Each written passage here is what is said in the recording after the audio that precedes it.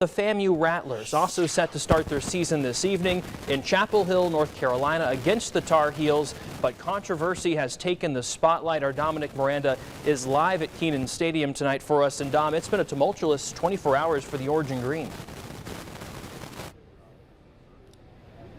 Jacob, there is no doubt about it. I made it here to Kenan Stadium in Chapel Hill, North Carolina, but there was a time frame yesterday in which it was very unclear if FAMU football would be doing the same. As we reported, eligibility concerns coming to the forefront yesterday. 20 players on FAMU's football team deemed ineligible for today's game, and not just today's game, but perhaps well into the season. And they didn't make the trip here to North Carolina. I was on the phone for a good amount of the trip with a FAMU spokesperson, and here's a bit of a recap and timeline of the events that transpired yesterday. I'm told the administration and those who handle issues like this found out about these eligibility concerns on Thursday evening. The football staff at Florida A&M was then made aware of the situation. That situation being 20 football players are confirmed to be deemed ineligible, whether that be due to academic reasons or transfer eligibility reasons. Moving forward, the football team was made aware of this situation yesterday morning. Again, that number is 20 players. All players deemed ineligible did not make the trip here to North Carolina for this game tonight.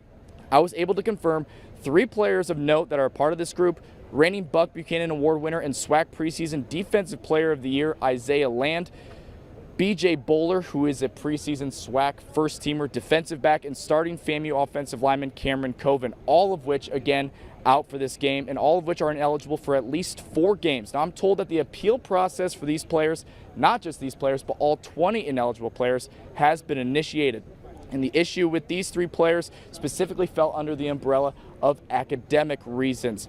So what that means is this game is on for tonight, but FAMU without 3 of its most talented players on this team. So obviously a huge disadvantage for FAMU, and just something that no one could have saw coming. And really, the fans that I've spoken with about this situation have expressed disappointment, expressed that negligence, and really just utter disbelief about the events that have transpired.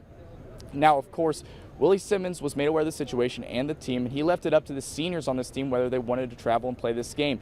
They went back and forth on it for a while, deliberated for a while. Some of the players' eligibility situations were resolved, so they ultimately decided to play. Obviously, there was disappointment among the team, but once they found out they were traveling here to Chapel Hill, the mindset shifted and they were ready to play a big game. Obviously, disappointment, but here's the skinny of it. Again, 20 players deemed ineligible, 3 of which incredibly talented players on this FAMU football team.